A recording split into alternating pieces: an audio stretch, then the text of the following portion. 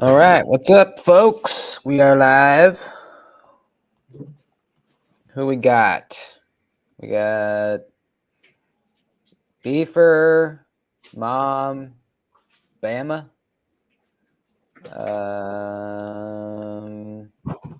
Who else? Truth be told, Crispy, and Lord Neum. What's up, guys? How's everyone doing? We got Colin, Mason, Pierre coming in a little bit here. Pretty exciting. I'm looking forward to it. I have questions. Oh yeah, How you doing, man? I'm doing, bro. How about yourself? Same. Same.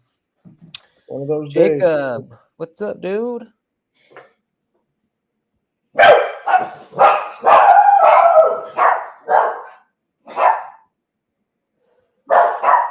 Day 5 with no cigarettes. That's what's up, bro. Proud of you, Hell man. yeah. Fucking It's keep it up, fucking. dude. I thought it'd be easy to switch to this, but it's actually pretty fucking hard, man. Yeah, it is. How long you were a long time smoker, right? Since I was 15, yeah. What made you fucking pull the trigger on it? On quitting? Yeah. I've been over it for a while, man. I just I got to a point where I don't even like it anymore. It's I don't like stinking. I don't like having to smoke. It's not enjoyable at all. So I've been over it for a while. The past like year I've been trying patches, weaning down, nothing's working. And I figured if I could go to a lesser evil, it's a good step. So Absolutely, bro. so that's what I'm doing. That's great, man. What are you on that sorry about these dogs. We got people. That's cool. My son's got prom and shit, so he's got the crew coming through. Fuck yeah. Remember those days, dude? Fuck. Crazy, right? Oh man, let me mute that for a second. Jake, patch worked well for me. Smoked for 16 years. Really? Yeah, it didn't work for me, man. Because it goes from like 21 to 14 to 7. I was fine on the 21. I went down to the 14. I was fine on that. It was still hard, but I did it. But when I got down to the 7, that's when I really started hurting, and I just kept hurting. It wasn't getting any easier after like 4 days. Finally, I was like, "Fuck this," and I started smoking again. So glad it worked for you, though, man. Cigarettes. What brand were you smoking and whatnot? That has a lot to do with quitting too, being able to quit easier. Yeah, well, so I was a Camel guy forever. Woo, damn boy, Camel filters, baby, and the last like 2 years or 3 years, I had switched to American Spirits because I was like, well, maybe that'll be at least a little better. Right, they're like all natural or something, right? Yeah, no chemicals, just tobacco and water, and that was a hard switch, man, because you're addicted to all the chemicals in the Camels. And I wasn't smoking a shit ton. I would smoke probably like 12, 13 cigarettes a day. Motherfucker said only 12. God, dude. Fucking nuts, bro. Well, some people smoke packs and packs. Yeah. 2 packs. Fuck. Yeah. You used to smoke, right? Oh yeah, fuck yeah. Many years, man. And same thing like you, bro. You just get sick of it, dude. You get to that point where you're like, I'm done with this shit, man. Yeah. And how'd you do it? Just you did cold turkey it? I'm gonna tell you the truth, bro. This is the honest to God truth, man. There was a God, dude. This was. Hold on. I'm sorry, brother. I got shit going off left and right. What's up, Nate? Creighton's here too, brand new. What's up, guys? There was a this is in fucking early 2000s. There was some tele infomercial that offered this this remedy to help me quit. It was $20 or some shit. So I sent the money in, and what they sent me a bottle of these fucking pills, like dietary supplement or some shit, and you had to drink a certain amount of water with these pills. Huh. That shit lasted like a day, bro. But what they also sent me was they sent me this a pamphlet, and it talked about it talked about the reason why you smoke, and it said how everything is ritualistic. You know, you drink a cup of coffee, you smoke. You drink a beer, you smoke. You Yep. know, and everything's all about rituals. And then it just talked about replacing whatever it is you associate with that ritual, bro. That's what helped me quit, not those fucking pills, but actually realizing that there was no enjoyment in smoking. It was just all ritual, a habit, bro. You just, you're used to smoking, with certain situations, and bro, that mental aspect of approaching it from that way, that's what helped me quit. Nice. Yeah, it's that's totally right. Yeah, it's the hand to mouth thing. It's the after lunch. That's such a good Yeah. cigarette after lunch, man. After dinner is a great one. Sex, you fuck, yeah, bro, all that, man. Yep. Yep. Brian's here. What's up, man? Dang Ross. Gosh. You want to go outside now? No, Cretan, I don't do vape or nothing. When I'm on heavy duty right now, after I quit. Creighton asked the question. After I quit, I started dipping a couple of years later, which was just as bad, really. And then I quit that. But what I do now is I'm on this shit heavy duty right now. Oh, I've seen those. Yeah. Yeah, bro. That's what keeps me off the fucking ledge, so to speak. So it's a pouch, right? Basically, like Nicorette was, it's the same thing. It's just straight nicotine, no tobacco. Because that was another thing I used. I don't know if you tried it. Was the Nicorette gum? I tried it. Yeah. Going through packs of that shit. Yeah, and you know what? That stuff fucked up my gums. My gums would all get torn up because it's got like the hard layer on the outside. Right. And that would chew my gums up. Dane, what's up, man? So I heard you say Creek here. That's good. Yeah. I ain't seen him in a while. Creighton's here. The man. Pack a day of Marb Reds. Damn. God bless you. Could be worse. Could be worse, man, but absolutely. Not much, but it could be worse. Yeah. Those Reds are strong, boy. Oh man, those are gnarly. Even when I was smoking Camels, when I would smoke a Marlboro Red, I'd be like, "Oh, whoa, fuck, dude! Yes. These things are crazy." Yeah. White boys love the Reds, bro. They do. All my white friends, they love them some goddamn Reds. Yep. Hell yeah. Nicotine. Yeah, nicotine is not inherently bad for you. It's just all the other shit. Yeah. It's the actual smoke is what fucks you up, bro. Inhaling that goddamn smoke. Yep. Yeah. It's not good. That's crazy that we used to think it was not bad for you. So weird. That's so crazy we're having this conversation. Yesterday I was talking to a guy around my age, 46, 45 range. And we remember still growing up where you would go into a fucking restaurant, bro, and you'd literally have your smoking section right next to you, motherfucker smoking while you're eating, bro. And it was commonplace, Yeah. That's so weird, man. Bro. You smoked in the car, back then, no one secondhand smoke. What the fuck is that? No one thought anything of that, bro. You smoked with the kids in the car. You had pregnant women smoking cigarettes. I mean, it's a different time, Yep. That's so crazy, man. That would never, ever fly right now. Bro, isn't California, don't y'all got like some of the most stringent anti-smoking laws, right? Like restaurants, you can't smoke outside even?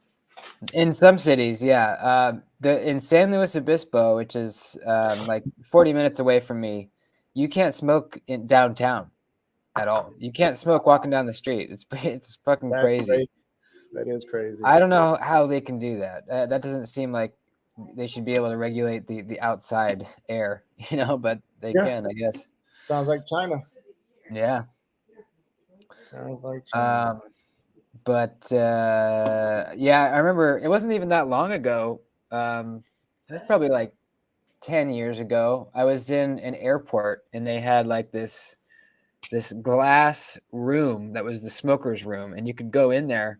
It was inside the terminal, and you could go in there and smoke if you wanted. And it was like a hot box, nicotine hot box in there. It was fucking gnarly. Inside the airport. What El El Cap in the house. Texas What are these fuckers carrying? Is what I like to know. Anyone got some new knives? Yeah, what we got? What do we got? I'm rocking my Mini Evo today and my Little Native. Yeah, baby. All right. I'll tell you what I'm rocking, and I'm loving the fuck out of it, bro. Is the 395, the version 2. Nice. Bridgeport Knife Company. I got to work on this fucking lighting, bro. But I got the shredded carbon fiber version. I put the skips in it immediately, and it's fucking. I'm loving it, bro. Hell yeah. Loving that. And then I got in the back pocket, trying to work it in a little bit. Is the MBK Old Guard. Oh, nice. Yeah, El Cap said he's carrying Old Guard too. my man. Great minds think alike. So with that 395, I didn't know that you could select no thumb studs. I thought you had to get both. No, the micarta versions comes with the thumb studs, and then the carbon fiber doesn't come with the thumb studs. Oh, okay. I didn't see that. It was kind of weird. Like the premium ones, the ones that were more expensive, they're no thumb studs, and then the other ones they had the thumb studs with the. I would have thought those would be more because you're getting 2 forms of deployment. I just would have thought that naturally those would be more money. Yeah, it seems like that would make sense. It's more material. Creighton's got an open nail number 8.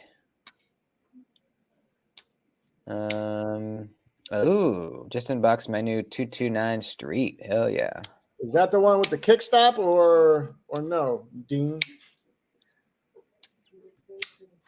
Got the 395 also. Yeah, he got the Way of Knife, the titanium one. I'm kind of jealous of that. Yeah. See, I had that titanium in the first go around. So that was the only reason why I didn't go titanium again this time. I wanted to try something different. Oh, he said the blade's hitting the backspacer. Shit. So sending it back. I bet you're pissed. Wow. You I think about 2 something on that, right, Dane? That's crazy. You'd think they can't all be like that. They would have noticed, I would think. That's weird. Tactical Terry's got PM2 RGT. Hell yeah. RGT. Did you get the canvas? The canvas green? Like this stuff? This is from RGT. It's the green canvas. I really like it. It's really nice. Nice, good micarta. 200 on Dang Ross. Yeah, that's what they're at. Did you get any mod work done on that, Dang? Because I know that's what kind of Way of Knife is pushing heavy on those 395s. Oh yeah, so they're basically selling like the blanks, and then they want you to kind of get some shit done. Yeah, but they give you 30% off on all mods, which if you buy them from them, yeah, that's cool. Oh, what happened with your shaman hunt on the 15V shaman? I got the tracking. Oh shit, boy. Yeah. My man. It seems legit. It's supposed to come Tuesday. So oh yeah, if you got tracking, bro, you're golden. Yeah, I think so. Yeah, unless it shows up and the fucking box is empty or something. But I left a message on the Reddit thing asking if anyone had dealt with them before, and I got a message back saying, yeah, they're good, they're legit. I tell you, you pulled a rabbit out. I was having this exact talk with Pocket Slicer on IG. We're gonna try to get him in here one time. He's got a fucking phenomenal collection. But he made a mention, and it was so true. So let me know what you think. This shaman, out of all 3 of those releases in the 15V, has been the hardest to acquire by far. I think so. Yeah, I think so. I've been able to get all 3. I didn't keep the PM2, but I got one and I sent it to Diener, which the package got lost. But hey, if he wants to buy mine, bro, I'm thinking about selling mine. Okay, yeah, hang on to it until I talk to him because he might actually want that for sure. But yeah, the shaman took me the longest, and I tried the hardest with the shaman actually too. To get one, I was after every drop that I could see, always late, and then just got lucky. I think anyone, if they try long enough and are patient enough, they should be able to get one. It seems like if you wait long enough and you try, you will get one eventually. It seems like. I even after, you know what, kind of agreeing with you. Even after I had got my shaman, I had got I signed up for those text notifications through Blade HQ, and I got the text. I clicked it. I already had secured mine, but I was like, oh, let me see, because normally when I click it, by the time I click it, it says out of stock. Yeah. I clicked it, bro, and it let me add to the cart. Huh.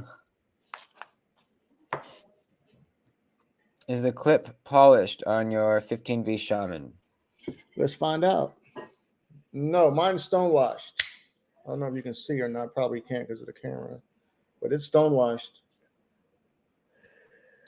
How does it feel compared to your other shamans? Just exactly the same? Exactly the same, baby. Cool. Exactly. Perfect. Yeah, I'll be interested to get it and see, see how I like it. I've never owned a shaman, but I've handled a few. Yeah, I like the PM2, but since I already have one, I don't need two. I just don't need two, even though it's 15V. If I didn't have any 15V, I would keep it. But I'm happy, bro. I got my Manix 2. I got the shaman. I'm good. Yeah. See, the reason why I'm contemplating selling that 15V is because I just got another PM2 Tonto. So it's like, man, maybe you can let go of the. I love the Tonto PM2. The PM2 is a big knife, bro. Really. Yeah. Oh yeah. So I'm good. I think I'm gonna let it go. Allegedly. Yeah, I need a Tonto PM2 eventually as well. I bet it drops a little easier because it's heavier, huh? The blade's heavier. Oh, the Tonto? Oh yeah. Absolutely, bro. It comes right home. Hey, do you got any PM3s? I never heard you talk about PM3s. I owned one for a couple weeks that I got in a trade, and I sold it, or I traded it for something else, I think. I liked it. I don't know. I kind of like the larger PM2 better. But I would like to eventually have a matching PM3 with this one. Have like a full titanium matching PM3 with this one right here. I think that'd be kind of cool. But I'm not a super fan of it. You don't have any, do you?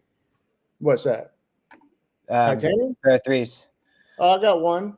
Oh. Yeah, I got one. I got the St. Nick's exclusive with the AWT scales. Oh, okay. Yeah. You carry it a lot or not really? I carry it. This is it kind of was a safe queen, Yeah. But I've been carrying it. Like I've been taking fucking chances, bro. I've been lubing that shit up with some because it's 4V, so you already know. Yeah. But I've been carrying it, man. Yes, El Cap, that is correct. Once a Marine, always a Marine. That's where you messed up, though. I saw. I've heard that the lightweight pair of threes kind of suck. That's exactly what I have there. Oh, really? It doesn't suck? Well, it sucked before I put it in those AWT scales. Okay. I heard it always kind of drifts to one side, the centering. Absolutely. It does. I can't explain to you why, but once I put it in those fucking AWTs, bro, dead nut center, action official. Huh. Okay. I didn't even know that you could change the scales on the lightweight ones. Yep. Applied Weapons Tech, they got the game on lock with that. Oh, okay. Yep. I don't know of anyone else any other scale makers that offer that, but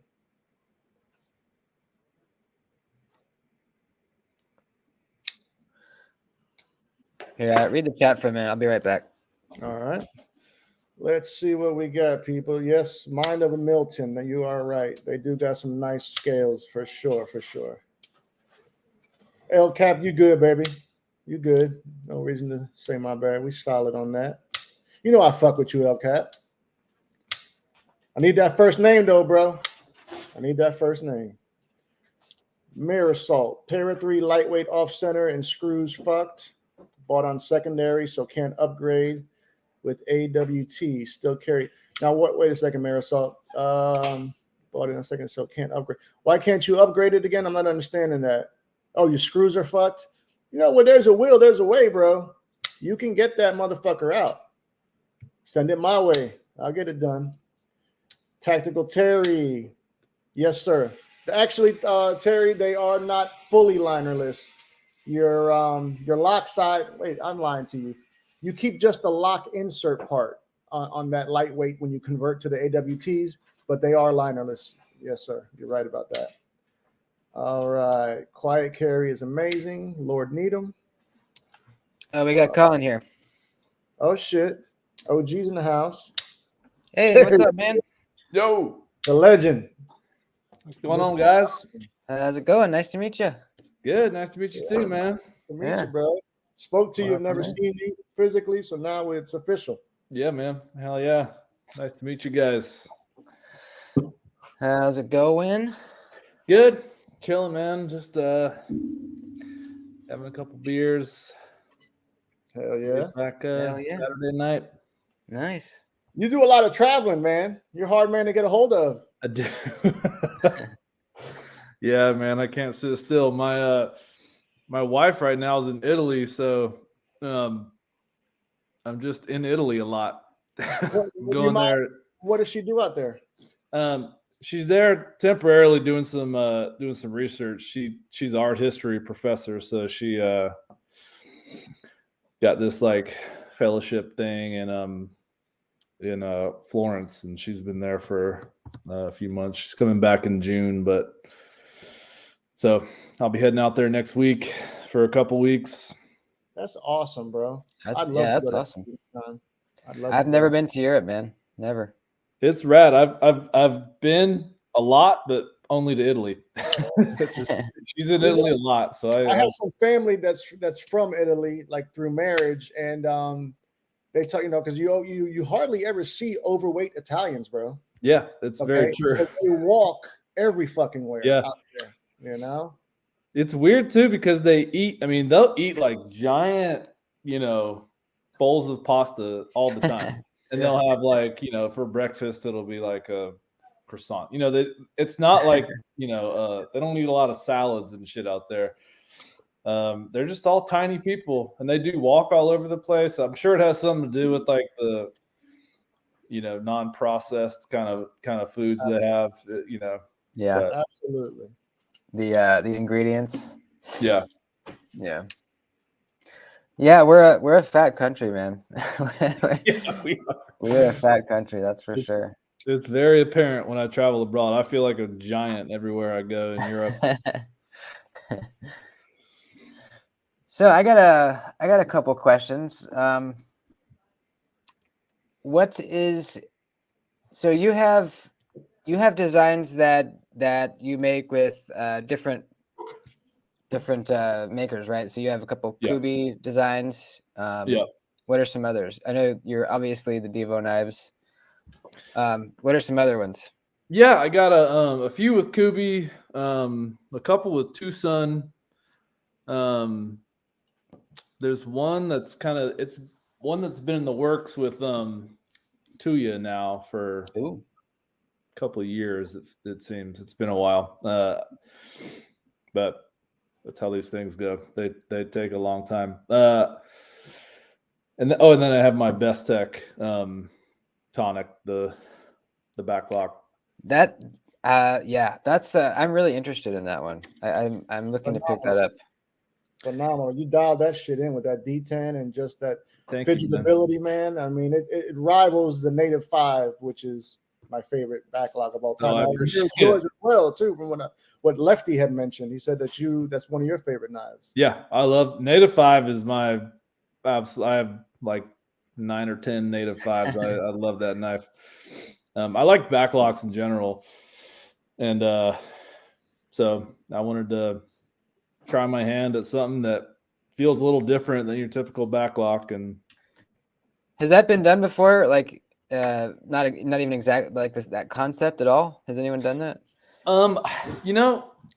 It's a good question. Like, there was not to my knowledge, there is or I haven't like held one or anything. Yeah.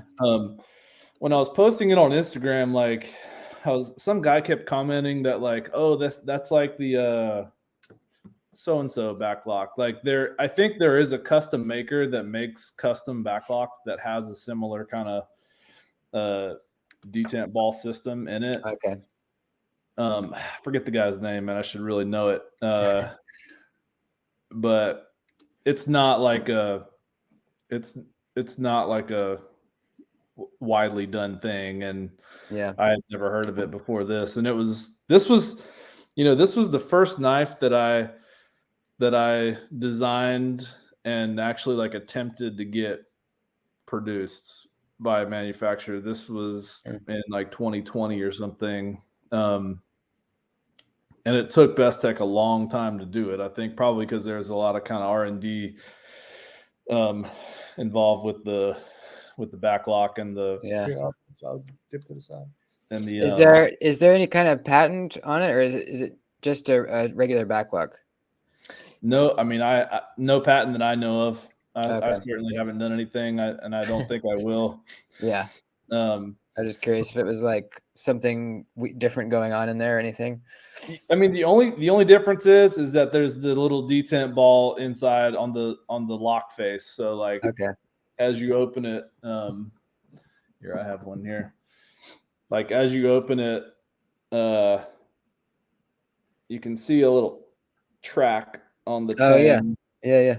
And that's just a ceramic ball riding on the tang. So the idea was that it's just less like metal scraping against metal, and the surface area is smaller, and it just allows you to kind of flick it out. It's a fidgetier backlock than most.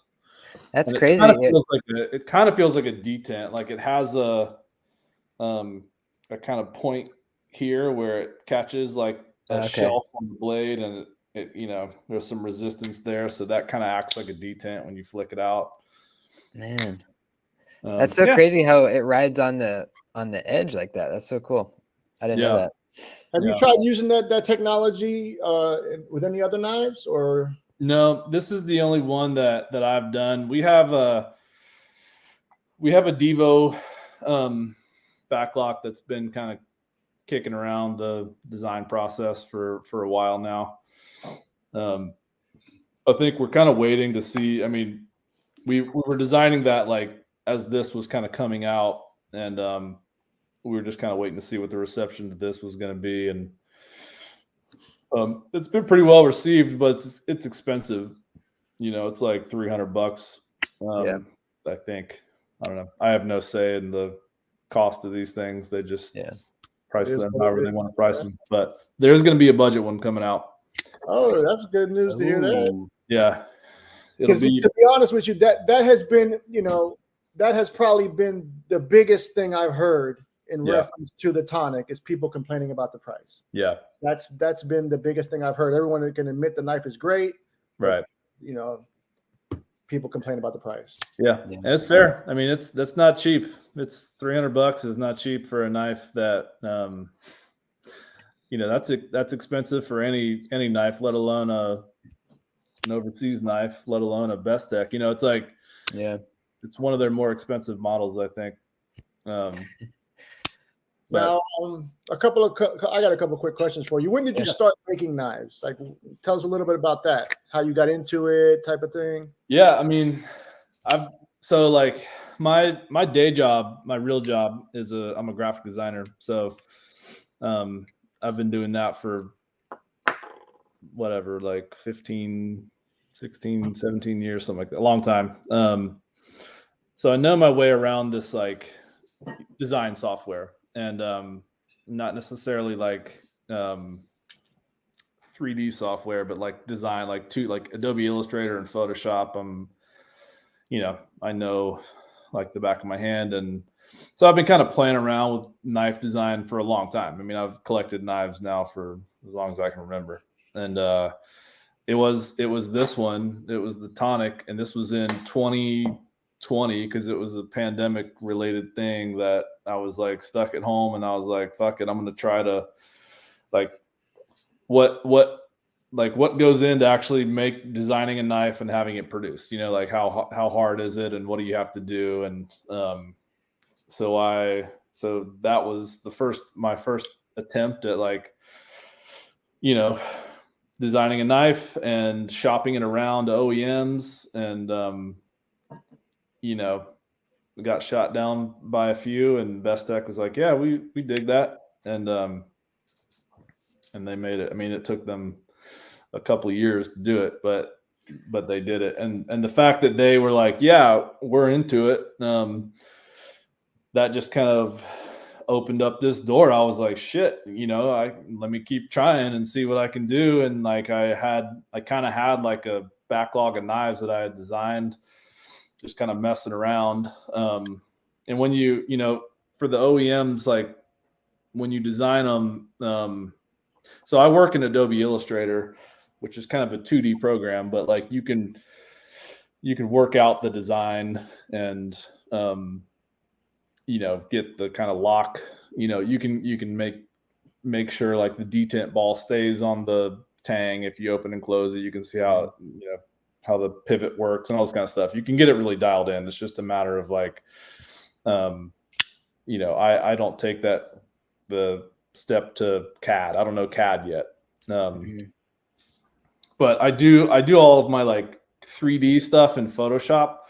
So I'll bring in my like Illustrator files into Photoshop, and you can kind of fake sculpt stuff in Photoshop and whatever. And then, so what I'll do is I'll send like my Illustrator file, which is like the really kind of precise 2D stuff that shows them where like all the internal milling is, and where the detent ball placement is, and where the stop pins are, all that kind of stuff. And then I'll share like a rendering with them that I've done in Photoshop. And that's just to kind of pitch it, and then if they accept, then you'll send them more detailed stuff, or what? It depends on the OEM. You know, like a company like Tucson, like they'll just kind of take it and run with it, and then before you know it, it's like on eBay, and they have, you know, like they don't really, there's not a lot of communication with them. They're quick, and they'll just like do it. And then they'll be like, here it is. And there's not like, hey, how do you think this looks? You know, there's no back and forth with them. Yeah. Other OEMs are a little different. Like Kubi is a little bit more communicative. So is Best Tech, you know, like, so it totally depends. And sometimes they're like, yeah, we want a CAD file. So I'll find someone that knows CAD that can help me with it, and work together with them on that. But like from what I have seen with working with OEMs, a lot of them just prefer to do their own CAD. You know, like they got CAD experts at all these places that they have, you know, a lot of they have their shit dialed in, and they can use I mean, the knives look exactly like I designed them. It's just the 3D step that I'm not there yet. But I actually a couple weeks ago, I like called they have like CAD tutors basically. Oh yeah. So I need to learn it. It's like it's the next thing that I need to learn to you know, eliminate any kind of wiggle room in the design process. So I'm gonna learn CAD.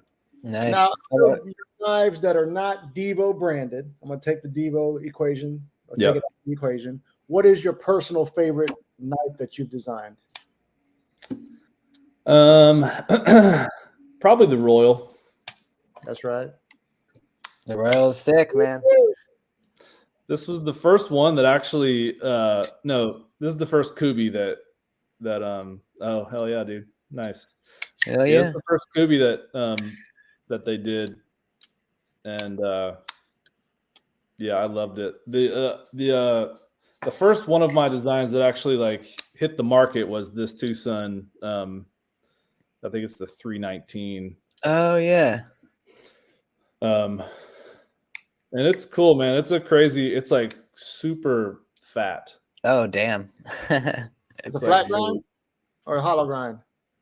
It's flat. It's like almost a full flat grind. There's like a little bit of a flat spot above the hole, but yeah, it's a flat grind.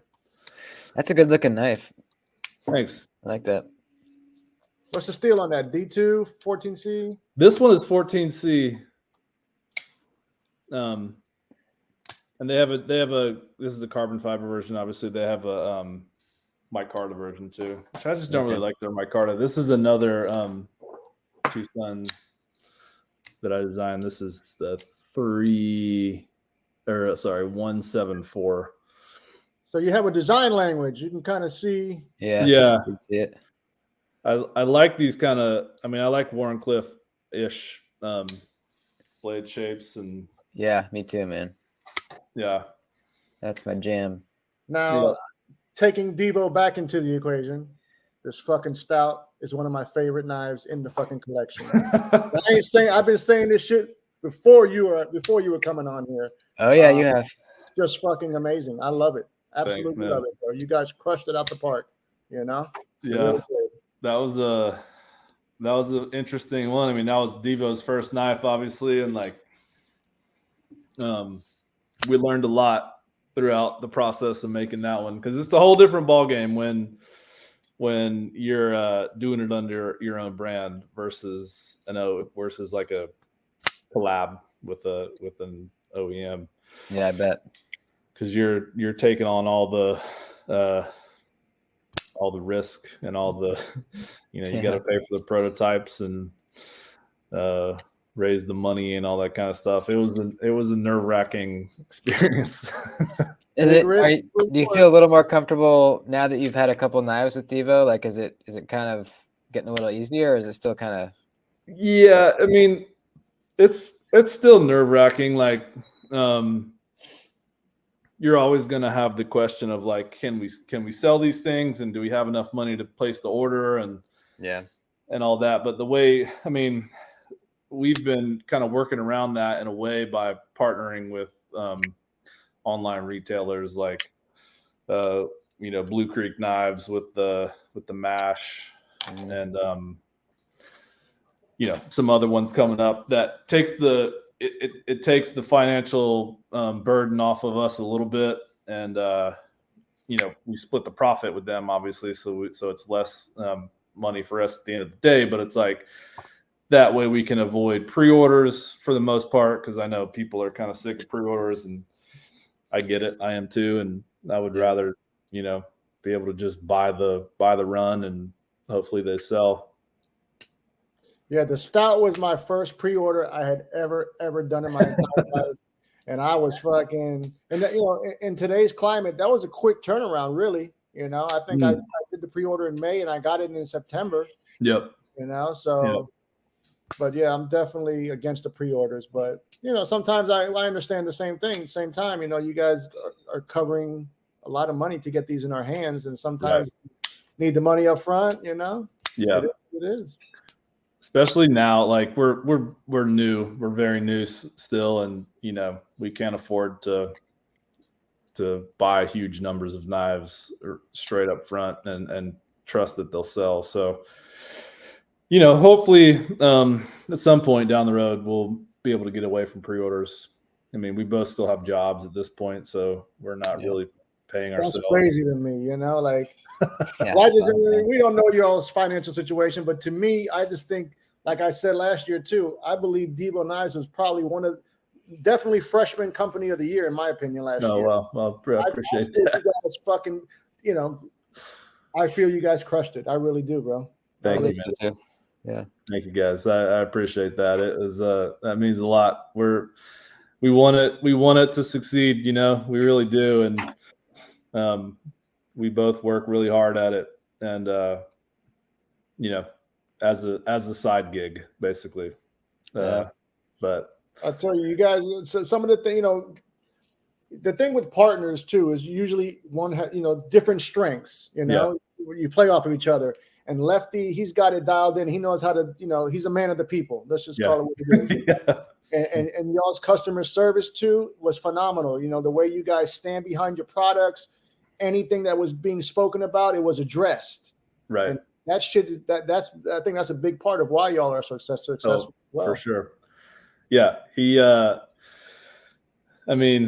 does so much, dude. He's like, he's a workhorse, and he's like a lot of the kind of driving force behind, keeping Divo moving forward. I mean, I do a lot of the design heavy lifting, but he deals a lot with the OEMs, and obviously he's like got a platform to talk about it, and he does. And I credit him for like the success of the Stout for sure. I think that was a really successful pre-order, and there was a lot of hype around it, and that was all him. I mean, I don't do a lot of social media, and I don't do a lot of these kind of things. I'm happy kind of behind the scenes and just doing my thing back there. But he's the face of Divo, and I'm cool with that, and it's worked so far. See that's the key right there, is that you understand, everyone understands their role, and there's no problem, and people's that's really what it is, man. Yep, totally. It's been good. It's because we didn't know each other before this. We're not like old buddies or anything. Like, we just met because he reviewed one of my knives and sent me a sketch of the Stout, and I was like, yeah, I think I can turn that into something. And then that's crazy. We're like, I guess we should make a company around this. I guess I don't know. That's crazy. Real quick, Carco gifted 5 memberships. Thanks, buddy. Also, I know we had a couple of questions for Colin in the chat back there, but if you have any questions, just put them in right now so they don't have to go all the way back, and we can get some questions from the chat. I don't know if you can see it, Colin. Are you seeing it? Yeah, I'm seeing it now. I'm scrolling back there to see if I missed anything. They'll put their questions in again, so you don't got to go back. Cool. We got a question about the Pony Stout. Oh yeah. Where's that Pony Stout? That's coming soon. Shipping this month to us. Sweet. I'm pretty sure. Yeah, Kev sent me the prototype. I really liked it, man. It was thank you. It was just a nice, snappy little guy, Yeah. Yeah, it's pretty straightforward little, contoured scales and fidgety little thing. 14C, great hollow grind on it. I love the grind on that thing. It's super slicey. Mersalt says, what about a Divo backlock? It's on our list. On the list, hell yeah. It will. We've gone through some design iterations of it, so it's not far. We just have a lot of stuff like kind of coming out ahead of it, and how many knives do you think you have like ready to go? Like, if someone contacted you and was like, all right, any knife you want to make, let's make all of them. How many do you have ready? Shit, dude. I mean, we have like maybe 9 or 10 or something, kind of in some form of production / prototyping or something. Okay. And that's one that we have settled on a design and everything. Like, we have others that are kicking around. We have a lot. More than what we need at this point. Yeah. We talked to Sharif Manganis quite a bit, and he was saying that the way he does it is he kind of just does a scatter shot kind of thing, where he just designs a shit ton of cool knives and then just sends them out, and he'll get some takers. Yeah, that's kind of his strategy. Yep, that's a good strategy. I mean, that's kind of how I originally was going to do it. That was my thing, was I was just going to be like, well, I'll just crank out a bunch of designs and someone will make them. and that's what was kind of going. That's what I was doing with Tucson and Kubi and Tuya and Best Tech and but then we started doing it on our own. Yeah. What's up with that that stout too? Give us a hint. Planning on dropping this year, next year? Good question. It's in the works. It's behind the buzz, obviously, and it's a Best Tech thing. So I think Best Tech's wrapping up the buzz for us now. Like right now, they're shipping. We sent them the final payment like Friday or something. So they're and then I think they're gonna crank up on the Stout V2, but that's gonna be an awesome one. But I have no idea when that's gonna happen. You guys are going possibly going with Best Tech as the OEM on the stout. Yeah. Oh, or Stout 2, I should say. Mm. Any reasoning for that, or just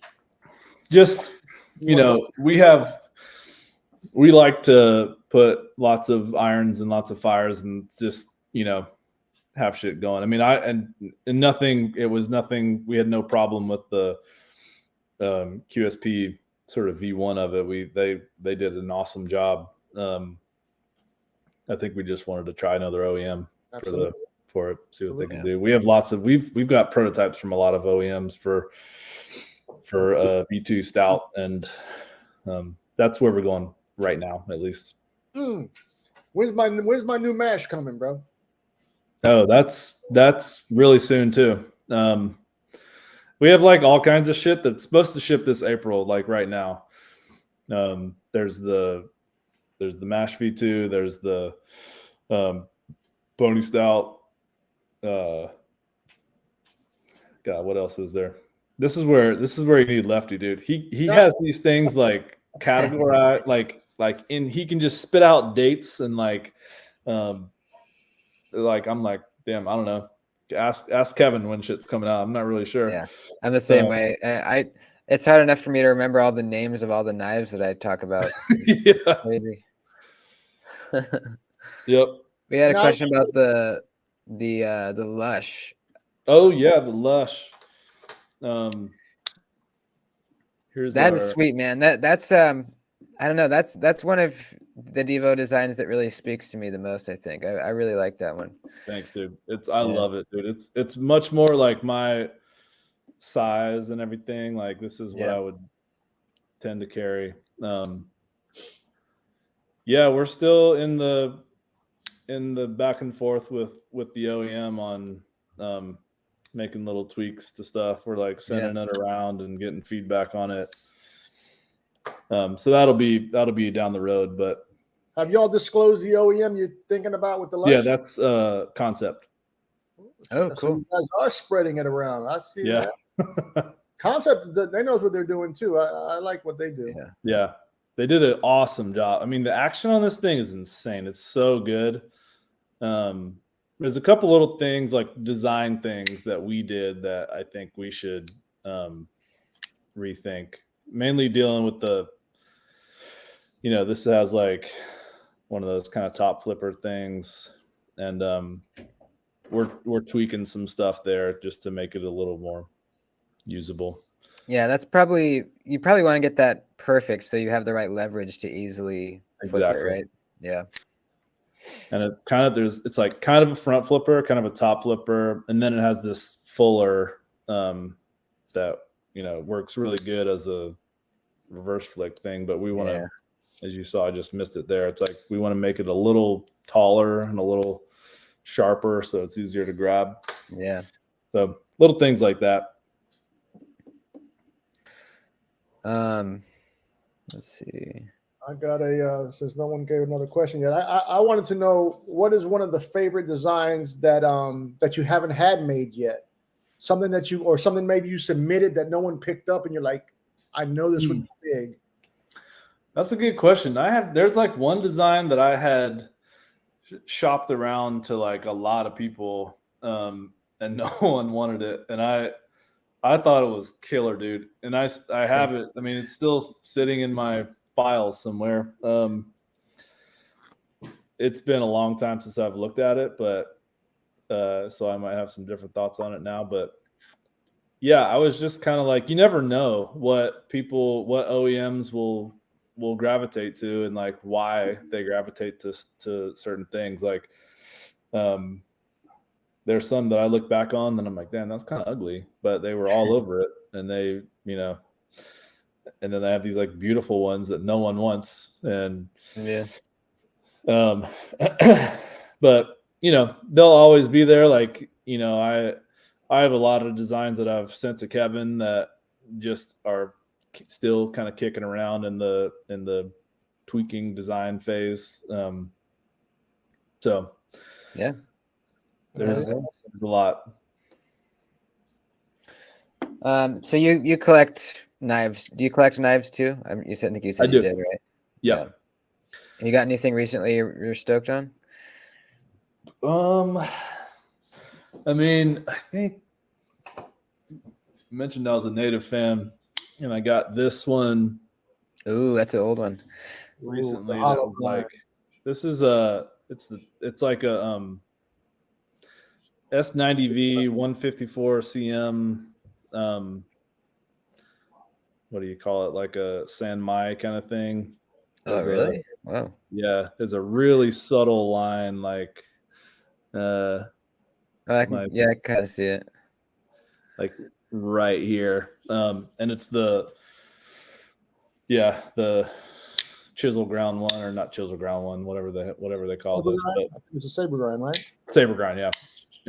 Yeah, these are hard to find. Mm-hmm. I didn't know they ever did that with the San Mai. That's crazy. Yeah. And dude, this thing feels so good. Like the action on it is just incredible. Like it essentially, like, oh shit. If you can kind of awkwardly reach your finger around and hit that my God. and it's fucking rock solid, like it's an amazing knife. What the fuck? Yeah. I've never seen a backlock close like that. Yeah. Yeah. What's the smoothest Native 5? Because I have the Salt and it's really stiff. I hear it's the stiffest one. Yeah, I most of the ones I have are not the FRN ones. Okay. Like I have this one too. That's this is kind of a Frankenstein one. It's a crew wear blade with micarta handles, and it has like the liners on it and shit. Okay. But they're so smooth. The ones with the liners and the G10 ones, I think, are just smoother than this one. Might not really, but damn. All right, that really makes me want a G10 one now. Get a G10 one. Yeah. It's a different ball game. The FRM ones don't have washers. I don't think. I think they just no, they don't. They got one washer, I think. No, this one. I think that's the pair of three. The lightweight pair of threes have one washer. That's right. I think the Native 5s don't have any. I just got that Magna Cup one, and its fucking action is great to me. Really? Oh yeah. Yeah. I got that one too. I put some titanium scales on it. Bro, where in the fuck are you finding these scales for the lightweight Native? So they're not. They're for I swapped a bunch of shit around with like a G10 one.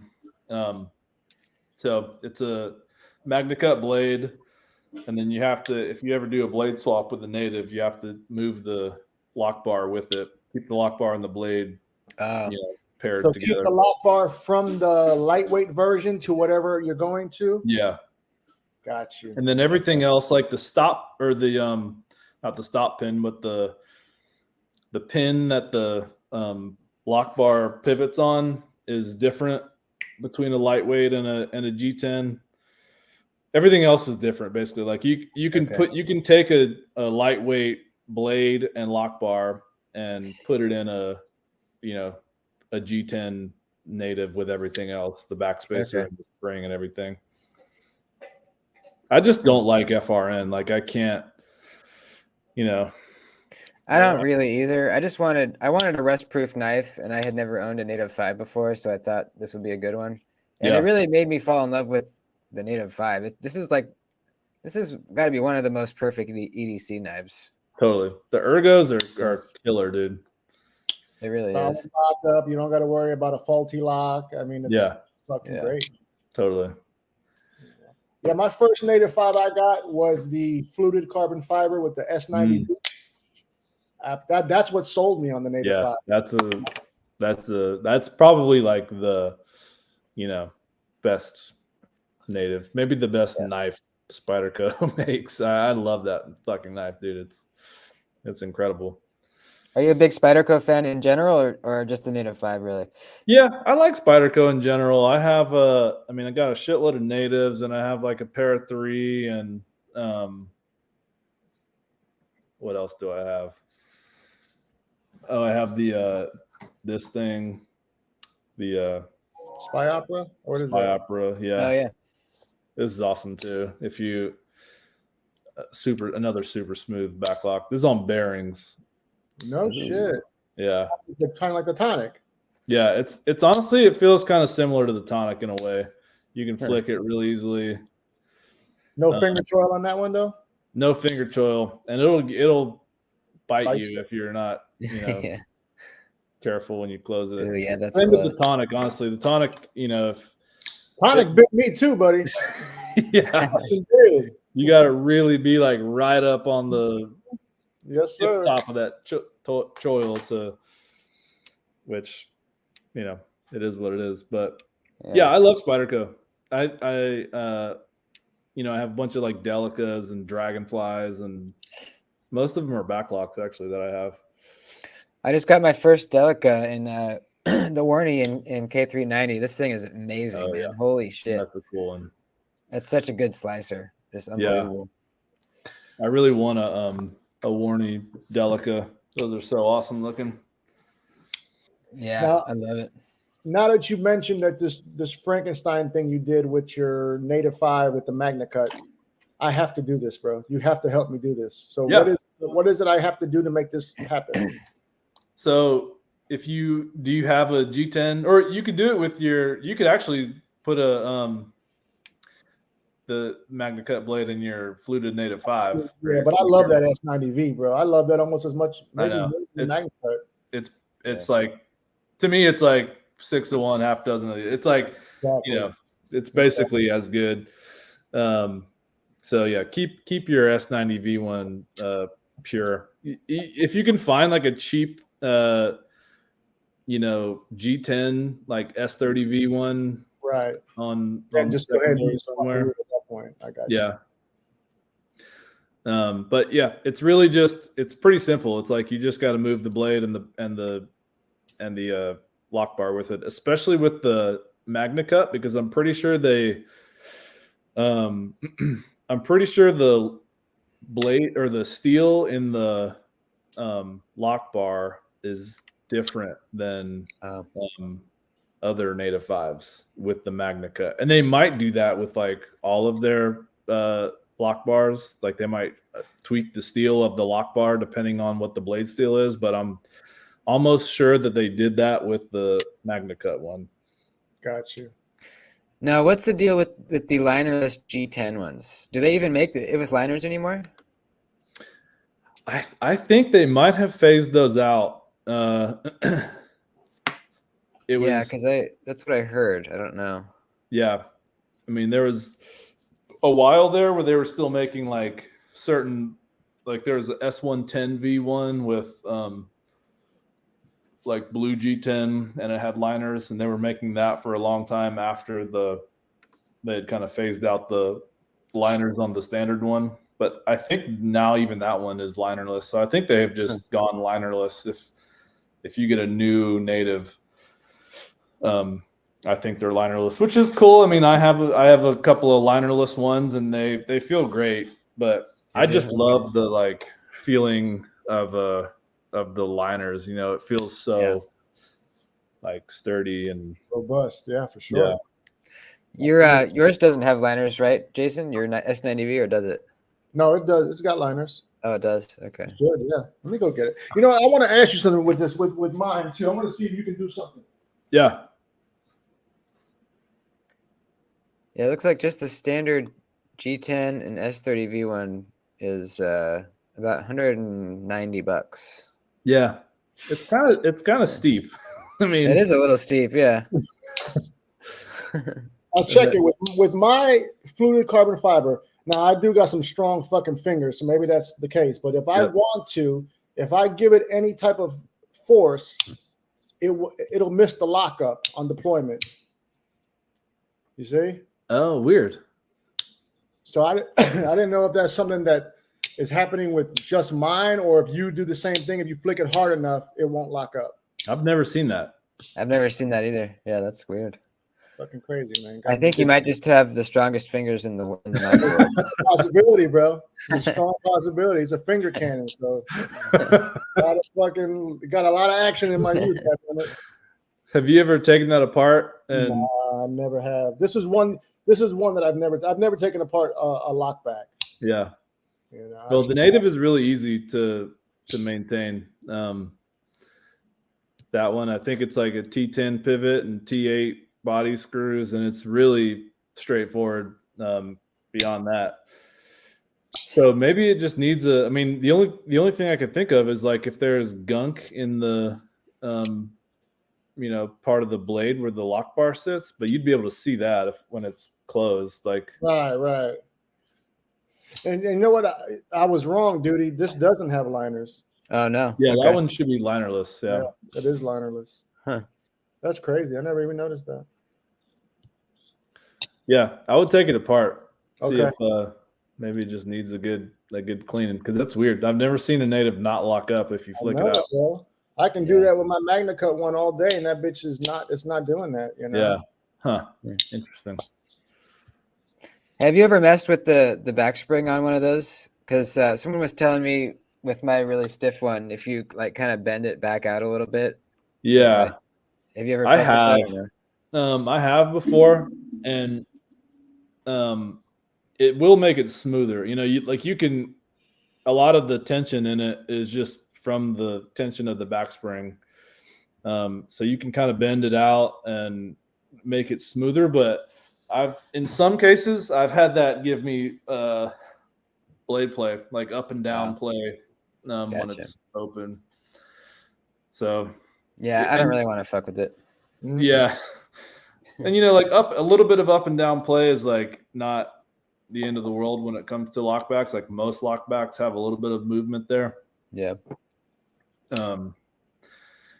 Natives are notoriously solid in that way. Like most of mine are really solid up and down play, but like Delicas, all the Seki City Japan ones are like, they're probably going to have a little bit of play if you really wrench on them. But you never hear about like Delica's lock failing or anything. It's I don't think it would ever fail. I don't think it can. Yeah, if I really crank on it, I could feel a little something, but yeah, it's very minimal. Yeah. What's your favorite steel, Colin? Good question. I mean, like I recently, so one of my native fives is a Spy 27, which is that's a rad steel, dude. It's like and I used it a fair bit, and it, on paper it kind of behaves like similar to S35, like S45 in that realm.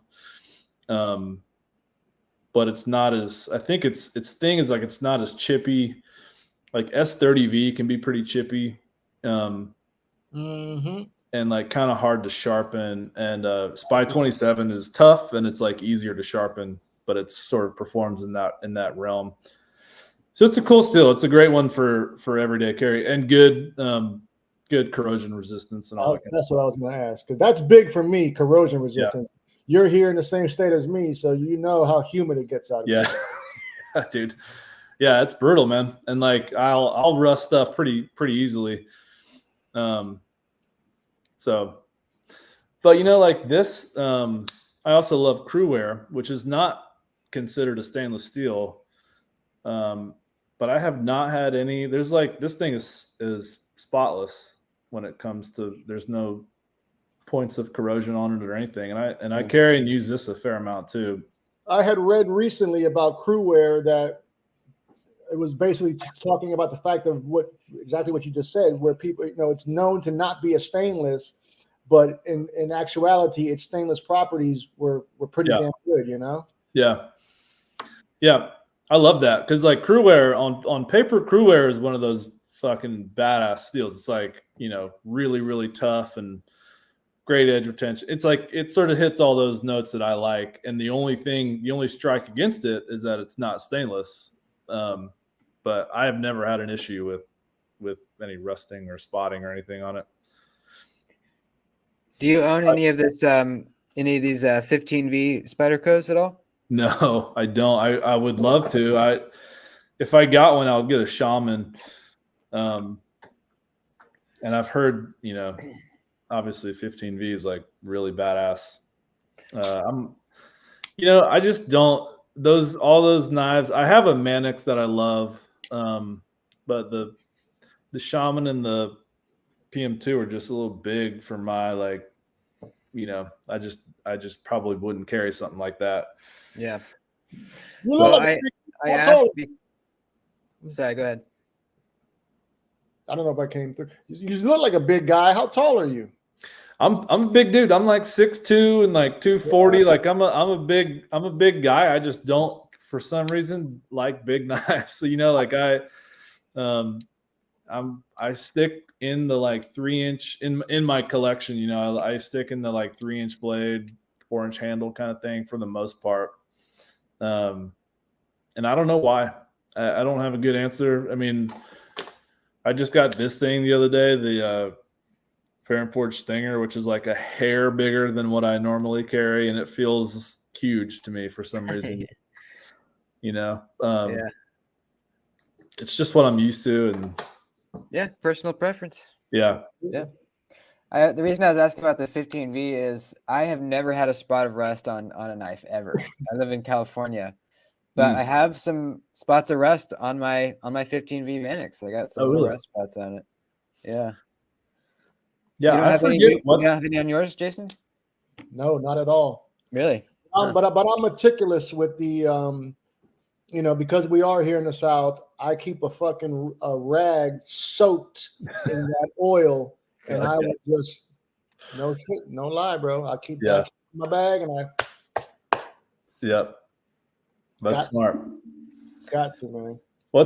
I've never done that ever. What's the stainless properties on? Is 15V supposed to be? It's not supposed to be stainless, right? Like it's no. Actually, I pulled up, since we were talking about crewware, I pulled up the Knife Steel Nerds chart. We can look at it here. Let's see. 50. Yeah, it's only a 4 in corrosion resistance. 10 edge retention, 3.5 toughness. So, just super good edge retention, basically. Yeah. Oh wow! So your K390 that you just got is actually got a higher corrosion resistance. That's good to know too. Yep. And then that was a bad thing with K390 was that it was susceptible to corrosion. And then the crewware,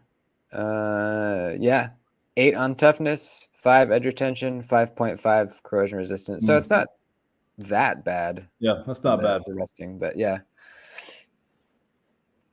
You know what I learned on Knife Steel Nerds?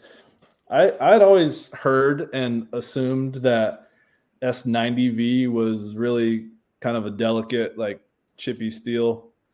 And I think I saw a chart on his thing that put it tougher than M390. Not that like M390 is a super tough knife, or steel, but like, we're just so used to M390 being like this ideal EDC kind of steel. I know. Yeah, it's really not that. I mean, it's got good corrosion resistance. That's kind of its main thing. Right. Where is it? Okay, S90V. 3.5 toughness, 9 edge retention, 7.5 corrosion resistance. And I then can speak to that 9 on edge retention because I have not sharpened that motherfucker and I cut everything with it. Yeah, that's crazy. Yeah. Yeah. Is I that don't. your medium? I don't own any S90V yet. Man, this I've just been really looking at these charts a lot recently. It's so interesting. They're so cool, man. Yeah, people you know, I don't know, D2 is actually pretty good if it's done right. That's kind of the one thing that I really was surprised at. Yeah. I mean, it's isn't that Kev's favorite steel, D2? Yeah. Yeah, exactly. I heard that's a pony's. The Stout 2 is coming out in D2. Yep. You heard it here first, officially. Yeah, D2. It's one of those things. If you get it on like a custom knife that like has a custom heat treat, I think it's just not good for like big batch heat treats. You know, from what I understand. But you can. I mean, it can be awesome if you like treat it properly. Oh, I guess. Oh, yeah, you're right.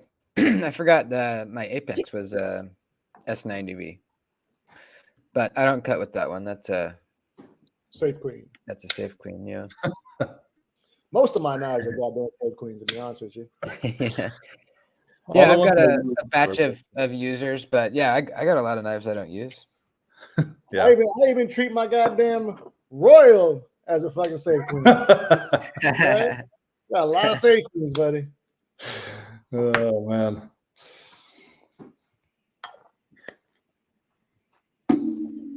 Did you put your scales on your subvert yet, Jason, in your clip, or no? Oh, you motherfucker.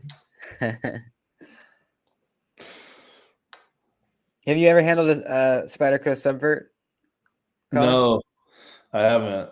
I haven't either, but it's crazy. I bet it seems crazy. Yeah, it's massive. I haven't put the scales on because the dude hasn't finished making my backspacer. This camera ain't gonna do it justice. But I did just get this Timascus custom clip, that's cool. Purvis blades. It's fucking gorgeous, man. Unfortunately, this camera ain't doing it fuck all. But it's gorgeous, bro. $180 fucking for this clip, bro. I'm gonna love it even if I hate it. Damn. Fuck that, bro. So even if I hate it, I like it. It's beautiful, though. Bro. I've never bought a like a special clip, but fuck, man. I haven't to that degree. You know, I'll get like you know, like Rips Garage Tech clips and stuff like that, or like Lynch clips. Quite often, I'll get like, you know, I love Lynch clips, but you know, they're like $20-$30 or something like that. Yeah. But those fucking Rip Garage, those motherfuckers aren't cheap either, buddy. That's true. Them bitches are expensive. Yeah. But they're great. Oh, that's another question. Do you replace all the clips on your Spydercos? Because every time I get one, I throw MXG on it every time. Do you do that, or do you keep stock Spyderco clips? You know, I do it on a lot of them. Sometimes for whatever reason, like this one, it's like this is that S90V one. Oh, yeah. You know, like I just like keeping it totally factory because I'm probably not gonna carry it all that often. I mean, I do carry it, and I just don't really care that it's the big ugly clip. Yeah. Sometimes I just like keeping, you know, pristine and factory, and some I just like, you know, going to town on them. But MXG I think is the best deep carry clip for a native, at least. Really? I like them. Yeah. Yeah. Really? Shit. Because it's funny you say that, bro. I just ordered my first MXG clip for the Mac 2 McNeese. So that's coming. I didn't know they made clips for that. You got to buy the ZT clip. Oh, yeah. Okay. Yeah. Yeah, that's right. So I'm excited. That'll be my first MXG clip. But so Yeah, you really think MXG makes the best clip for natives? I think for Spyderco, hell yeah. Oh, you got one too, dude. This part right here is kind of more like spoon shaped than the Lynch clips, and that's why I like it. It goes in and out of your pocket a little bit easier, and I just like how it looks a little bit better. Yeah. But nowadays they make more styles. A while ago you could only get these kinds, but now they have a bunch of different kind of choices for them. But yeah, I'm an MXG guy. Yeah, same. I like Lynch too. You know, like for the pair of 3. You know, I like how he has a little cutout thing around the. Oh shit, that's cool. I didn't know he did that. Yeah, they make a special pair of 3 clip. But you know, I don't know. I think the MXG ones are a little bit more like subtle and low profile. I like them a lot. Yeah. RGT prices are obnoxious. Yeah, aren't those clips over $100? Those Spyderco clips? That's a good question, dude. I don't know what I forget. I got this so long ago. I have no idea what I paid for it. I'm gonna answer this question. Okay. This is a little native that I have RGT scales, $159. This pocket clip from RGT, $75. This is a fucking $300 little native, bro. Okay. Fuck. Yeah, I can agree with Dang Ross. Those prices are fucking insane. Yeah. And it gets better, bro. It gets better. I went ahead and RGT just dropped these scales that cost me $170 fucking dollars for the Kapara. Jeez. And now their prices are insane. It's rivals the price of the fucking knife, bro. It does, yeah. Yeah, You know? that's crazy. Is that with any texture or just plain? This is textured. It's the angled parallel angle shit. Okay. It looks great though. Yeah, that's a badass you. Kapara though, man. Fuck. Thank you. Yeah. It's a safe queen. I ain't gonna shit you. Yeah, I got a little native. It's the one that you showed at the beginning, the Warncliffe one. Oh, you got one? Nice. I have one on the way. I've of course like pre-ordered it from Knife Center, so I'm getting it like way after everyone else is getting it. But I have tracking for it, so it's on the way. It's awesome, man. You like it? Yeah. Yeah. It looks I love awesome. love it. It's my favorite one now. I put that titanium one. I put that shit to the side because it feels bigger to me than the regular one. I swear it does, bro. I swear it does. Huh. Yeah, I was thinking about getting some scales for it. I have some titanium scales for it from Flytanium, and they're really good, but they're just like plain kind of stone washed, you know. So I was looking at the Rips Garage Tech ones with the the reason why they charge you so much, because you won't find those fucking scales for that knife anywhere else. The only Flytanium was the only other one that offered titanium scales for the little native. True. So I think they're you know, the Rips Garage ones are made here in the US and that's right. Titanium ones are China, but yeah. So they're probably a little bit more precise, but I don't know. I have Rips Garage ones for one of my natives, and they're awesome. For the Native 5? Yeah. They make them for the Native 5 too. Mm-hmm. Oh shit. Not the lightweight. It's the G10 one, but I think they have a lightweight one in the works. I've been bugging them about it because you know, that would be a game changer. I don't know why they don't do it because there's so many more lightweight natives out there than there are G10 natives. Yeah. Like most natives are lightweight. Yeah. That's true. So they there's probably more complicated machining or something because I think there's not a backspacer, right? Like the FRN right. Sandwich construction or whatever. It's the Salt does. No, yeah, it does got a backspacer. Is it a backspacer or is it like the two? Is there like a line down the middle where they meet? Actually, you know what? I can't see where there's a line. That's weird. Yeah, I forget. I just feel like it's not like a plastic backspacer. I think it's just It might the just be tube. built in. Yeah. Yeah. Yeah. Yeah, you know what? Half of it comes from one side and half of it comes from the other side. Okay. If you look at the bottom of the knife, you can see it. Yeah. It's like a puzzle. You know what I'm Right. saying? Both Right. sticks. It fits together. Okay. That's Yeah. right. Yeah, I don't know. I might end up splurging on some of those titanium for this little native. This is an awesome knife that I plan on keeping around. So Glad you liking it, buddy. Yeah. Glad you liking it. Yeah. I love the little native, man. I have a backlock version of it too. How you liking that in comparison to the backlock version? Is it, as It's good. enjoyable? I think I would prefer the compression lock one. Like, I just like, I don't know. I mean, I normally prefer backlocks. Like, I love backlocks, but I like the compression lock little native a little bit better. It's really fidgety and it's good. But the backlock one's kind of hard to find now. I don't think they make a lot of them. Right. Man, I still haven't gotten my axial shift. It's been about a week and I still haven't got tracking. I sent him an email and apparently they make them to order and they're still making mine apparently. So they said it would get out in the next couple of days. I didn't know they did that kind of shit, but I guess they do. It'd be nicer to let you fucking know, Yeah, it's fine. I just didn't know. That's how they did it. I got the warning one, yeah, in crewwear.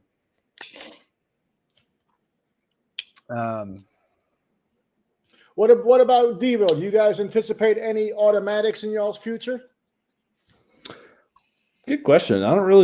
We haven't really talked about autos. Like, I don't own any autos. I'm not a Me neither. auto guy. Kevin has some. I think he's more inclined to like push that than I am. But yeah, I don't know, man. I wouldn't know where to go to like have them made, and I don't know. I know nothing about the internals of them, and it's the whole legality issue. I mean, it's that too. Yeah. It's really foreign to me, and seems like kind of it's kind of niche. Like most people probably don't like autos or aren't. It's not like it's more niche than like general sort of more whatever. novelties. What Yeah, it is for sure. Yeah. I'm still trying to find an auto that I like to EDC. I still haven't found one that I like. You have like I keep thinking there's one out there. OTFs or like out the sides, or what's your jam? Both. I've been trying both. I just tried a ProTech that I mean it's beautiful, but I just wasn't really carrying it. And I'm trying this axial shift OTF. I'm gonna see if I like it. I just I owned a few Microtechs and they're not good slicers, man. They're just not, And so I don't know. Maybe they're just not my thing, Yeah. I feel like if I were to get one, I would like aim for the deadlock, which of course is like, well over $1,000, and it's like a crazy. But I mean, OTFs that have like a little bit of blade play, I think that would just drive me insane, Exactly. Yeah. I agree 100% with that statement. Yeah. I think anyone would like a deadlock, even if you weren't into autos. Yeah. Yeah. Yeah, I've handled one at one of the blade shows, and it's. Oh, you have? Fuck! I haven't even handled one. Is it all everyone's talking about? That might be the only auto I've ever handled. Maybe there was like one or two little like other ones, but I don't think I've ever handled like a Microtech or a ProTech auto. And it was amazing. Like, it felt great and really solid. And, I was like, wow, that seems legit, but yeah. I couldn't bring myself to pay like whatever they were asking for it. I'm sure it's worth, obviously whatever they've done to it is like legit, it's probably worth whatever they're asking, but if you're an OTF fan. Now be honest. Do you not take advantage? Like, if I was in your shoes, I'd be taking advantage, like, asking for favors essentially to other makers and whatnot, like, hey, look out for your boy type of situation. Have you not done that? Maybe you need to start. Maybe I should. Get that deadline, baby. Yeah, no, that would be more like I said, I'm more of I don't really talk to other makers all that much, and I would feel weird doing it. That would be a Kevin thing. He probably gets like lots of shit for free, obviously, because he's got a channel, So you don't do no social media really, like no channel or nothing like that? No YouTube. I mean, I have an Instagram that I post to like occasionally, but I find it hard. Like I just can't. I can't post something every day for right. right. I know you're just busy counting that money, bro. I totally understand, bro. Totally understand. I'd be busy too, bro. I wish that was my problem. I hear you. I wish it was all our problem, bro, for sure. Oh yeah. Well, should we wrap it up? We've been going about an hour and a half. Yeah, I appreciate you coming through, Colin. I really do, bro. This is great, man. Sorry it took so long. Oh, man. It's worth the wait, bro. Yeah, I had a good time. Yeah, I appreciate it, brother. I know you, you said you don't usually do this kind of stuff. Maybe next time when you got maybe like before another knife drops, you want to slide back through, we'd love to have you, bro. Yep, that sounds awesome. That'd be great. Appreciate y'all fuckers in the chat too. Yeah, thanks for hanging out, everybody. Cool. Right on, man. Talk to you later. Y'all have a good one. Have a safe travel.